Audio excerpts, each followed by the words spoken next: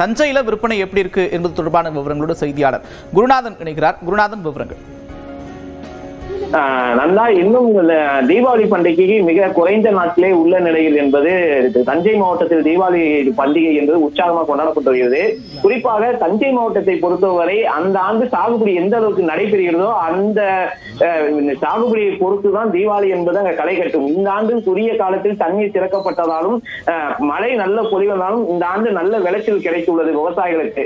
இதனால் இந்த ஆண்டு தீபாவளி பண்டிகை என்பது வழக்கத்தை விட உற்சாகமாக கொண்டாடப்படும் எதிர்பார்க்கப்பட்ட நிலையில் வெளியூர் மாவட்டங்களை சேர்ந்த வியாபாரிகள் தஞ்சை மாவட்டத்தில் கடந்த ஒரு வாரத்திற்கு முன்பே தரைக்கடைகளை அமைத்து விற்பனையை தொடங்கியுள்ளனர்.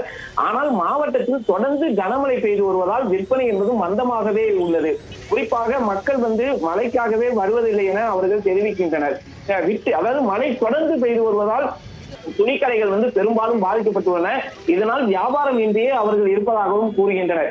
இன்னும் 2 நாட்கள் உள்ள நிலையில் இந்த மழை குறைந்தால் மட்டுமே வியாபாரம் என்பது சூடுபிடிக்கும், இல்லை என்றால் தங்களுடைய முதலீடு மொத்தமாகவும் இழக்க நேரிடும் என தெரிவிக்கின்றனர்.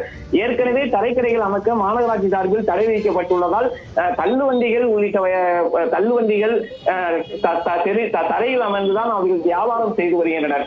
இதனால் மழை வரும்போது கடைகளை மூடுவதும் மழை விட்ட பிறகு எடுத்து வைப்பதாக இருப்பதால் பொதுமக்கள் யாரும் ஆர்வத்துடன் நின்று துணிகளை வாங்குவதோ மற்ற பொருட்களை வாங்குவதோ ஆர்வம் காட்டவில்லை என கூறுகின்றனர்.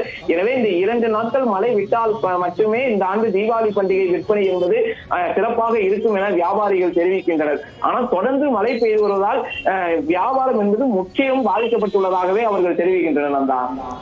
நன்றி குருநாதன், விவரங்களுக்கு.